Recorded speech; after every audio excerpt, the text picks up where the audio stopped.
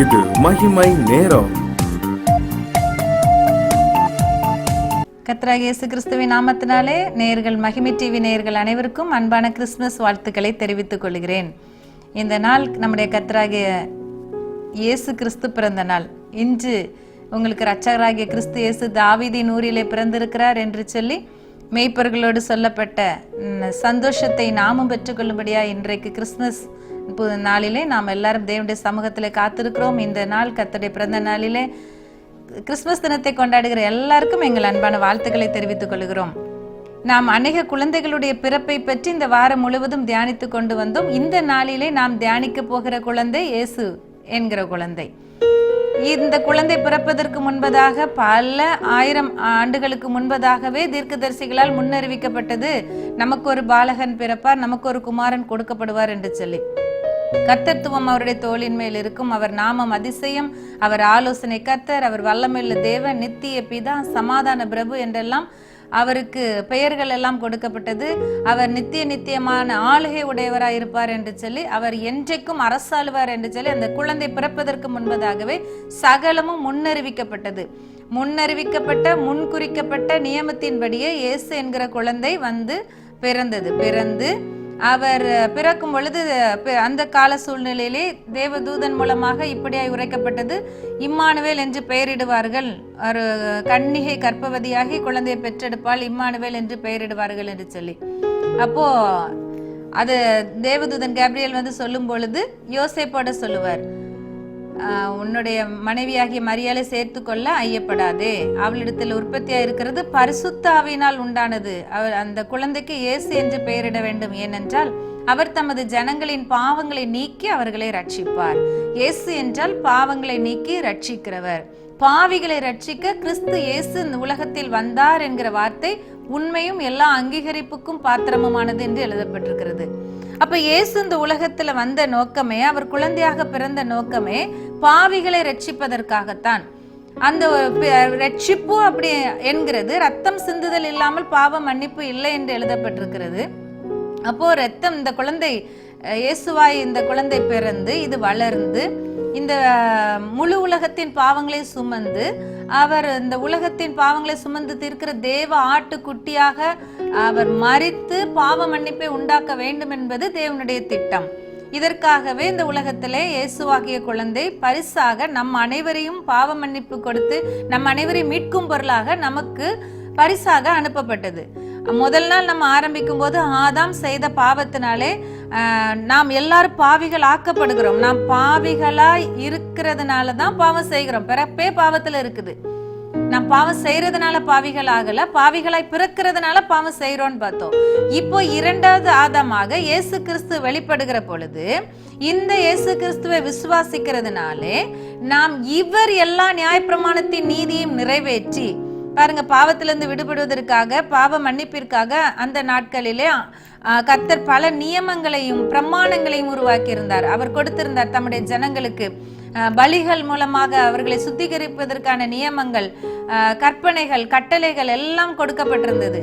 இது எல்லாவற்றையும் நிறைவேற்றுவதில் எல்லா இதுலையும் மனிதன் தோல்வி அடைந்தவனாய் காணப்படுகிறான். அப்போ இயேசு இந்த உலகத்திலே மனிதனாய் வெளிப்பட்டு நியாயப்பிரமாணத்தை நிறைவேற்றுகிறவராக அவர் அத்தனை பிரமாணங்களையும் அவர் நிறைவேற்றினதினாலே அதை நாம் ஏற்றுக்கொள்ளும் பொழுது அவருடைய நீதியினாலே நாம் நீதிமான்களாக மாற்றப்படுகிறவர்களாக காணப்படுகிறோம். ஆதாம் செய்த பாவத்தினாலே பாவிகள் ஆக்கப்பட்டது போல இயேசு நியாயப்பிரமாணம் முழுவதையும் நிறைவேற்றி அவர் நம்முடைய பாவங்கள் எல்லாவற்றையும் சுமந்து தீர்த்ததினாலே நாம் நீதிமான்களாக்கப்படுகிற நிலைமைக்கு வருகிறோம். இதற்காகத்தான் இயேசு இந்த உலகத்திலே வந்தார். இந்த உலகத்திற்கு ஜீவன் இல்லாமல் போனது. என்றைக்கு ஆதாம் அந்த பழத்தின் கனியை பறித்து புசித்தானோ அதற்கு பின்பதாக ஜீவ விருட்சத்துக்கு போகிற கனியை புசிக்காதபடி கர்த்தர் அதை அடைத்து வைத்தார். அதை காவல் பண்ணப்பட்டது. அதை புசிக்க முடியாது. ஏனென்றால் அதை புசிக்கிறவர்களுக்கு மரணம் கிடையாது. அது ஜீவ விருட்சம், அது ஜீவனுக்குரியது. அப்போ பாவம் செய்து அந்த பாவ நிலைமையிலேயே அதை புசித்தால் பாவிங்கிற நிலைமையிலே கண்டினியூ பண்ண வேண்டியதாயிரும், அதிலேயே தொடர வேண்டியதா இருக்கும். அதனால ஆண்டவர் அந்த கனியை விலக்கி வைத்தார். இப்போ இயேசுவை நாம் ஏற்றுக்கொள்ளும் பொழுது, இயேசுவை நாம் விசுவாசிக்கும் பொழுது, நாம் அந்த எந்த ஜீவனை பெற்றுக்கொள்ளாமல் இருந்தோமோ, எந்த ஜீவனுக்கு போக முடியாமல் தடுக்கப்பட்டு இருந்தோமோ, அந்த வாசலை கர்த்தர் நமக்கு திறந்து, அவர் நானோ அவைகளுக்கு ஜீவன் உண்டாயிருக்கவும் அந்த ஜீவன் பரிபூரணப்படவும் வந்தேன் என்று சொன்ன வார்த்தையின்படி நமக்கு அந்த ஜீவனை பெற்று தருகிறார், அழியாமையை பெற்று தருகிறார், நித்திய ஜீவகாலமாய் என்றென்றுமாய் வாழ்கிற அந்த பாக்கியத்தை பெற்று தருகிறார், அதை நமக்கு மீட்டு தருகிறார். எவ்வளவு பெரிய பாக்கியம்! இயேசு இந்த உலகத்திலே மனுஷனாக வந்தது நிமித்தமாக செய்த காரியங்கள் நாம் கிரியை செய்ய வேண்டியாதபடிக்கு அவர் செய்த கிரியைகளை நம்புகிற விசுவாசத்தினாலேயே நாம் சகலத்தையும் கிருபையினாலே பெற்றுக்கொள்கிறவர்களாய் காணப்படுகிறோம். ஆண்டவர் இந்த உலகத்திலே அதற்காக தம்முடைய ஒரே பேரான குமாரனை அனுப்பினதனாலே அன்பை வெளிப்படுத்தினார், நமக்காக பாவ மன்னிப்பை உண்டாக்கினார், நமக்கு ஜீவனை உண்டாக்கினார்.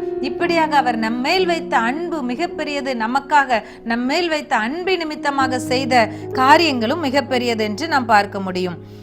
மத்தேயு 9வது அதிகாரத்தில் இந்த வசனத்தை நாம் பார்க்க முடியும். 13வது வசனம், நீதிமான்களே அல்ல பாவிகளையே மனம் திரும்புகிறதற்கு அழைக்க வந்தேன் என்று சொல்லுகிறார். பாவிகளையே மனம் திரும்புகிறதற்கு அழைக்க வந்தேன். அப்போ இந்த இடத்துல உலகத்துல பிறந்த எல்லாரும் பாவிகளா இருக்கிறதுனால நம்மை மனம் திரும்புகிறதற்காக அழைக்க வந்த தேவாதி தேவன் மனு உருக்கொண்டு அவர் இயேசு கிறிஸ்து இந்த உலகத்துல வந்ததை நம்ம பார்க்க முடியும்.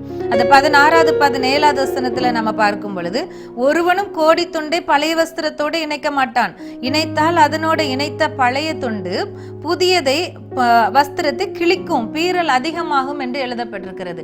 பழையது புதியதுன்னு இந்த ரெண்டு விஷயங்களை இதுல சொல்லும் போதிலிருந்து பழைய ஏற்பாட்டின் காரியங்கள், பழைய ஏற்பாட்டின் கிரியைகள், நியாயப்பிரமாணத்தின் காரியங்கள் எல்லாவற்றையும் நடுவுல மத்தியஸ்தரா இயேசு வந்து தாம் எல்லாவற்றையும் நிறைவேற்றி முடித்ததுக்கு அப்புறம் எல்லாத்தையும் புதுசா மாற்றி அதோட கண்டினியூஷன் அந்த பழைய ஏற்பாட்டிலிருந்து இயேசு நடுவுல வந்து மத்தியஸ்தராகி அதற்கு பிற்பாடு அந்த புதிய ஏற்பாடுங்கிற காரியத்தை அவர் ஒழுங்குபடுத்தி கொடுக்கிறார். இப்போ அவர் நடுவுல மத்தியஸ்தரா இருக்கிறபடினாலே நாம் தேவனிடத்துல சேருகிற ஸ்லாக்கியத்தை நாம் பெற்றுக்கொள்கிறோம். பாருங்களேன், அந்த பழைய துணி புது துணி அப்படிங்கிறது நம்ம ஒரு நாளும் ரெண்டையும் சேர்த்து ஒட்ட வச்சு தைக்க மாட்டோம். ஏன்னா துவைச்சா பழசு கிழிஞ்சு போயிடும், புதுசு உழைக்கும், ஆனா பழசு உழைக்க முடியாது. அப்போ பழசு வந்து கிழிஞ்சு போயிடும், அது கூட இதை ஒட்ட வைக்க முடியாது. அப்புறம் புது திராட்சை ரசம் அதை வந்து பழந்துருத்திகள்ல வார்த்து வைக்க முடியாதுங்கிற வார்த்தை எழுதப்பட்டிருக்கிறது.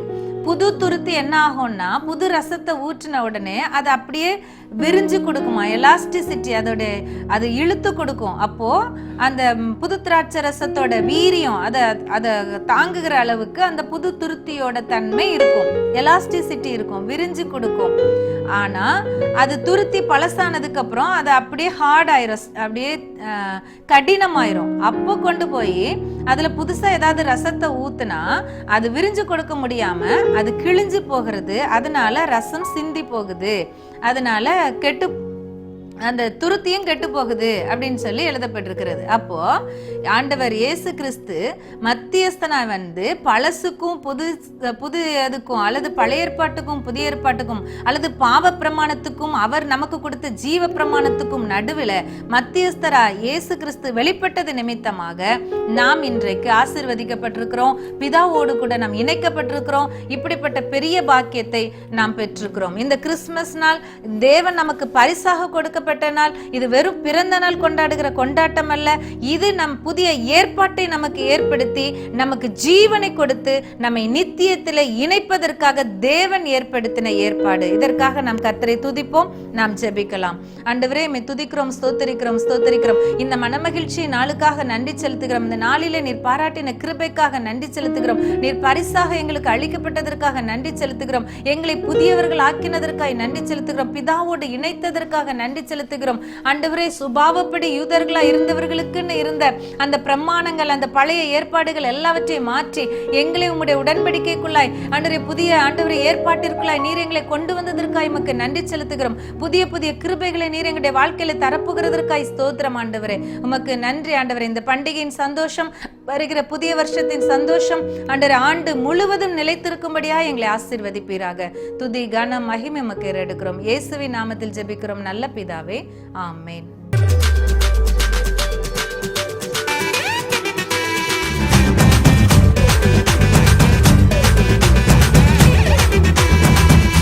மகிமை மகிமை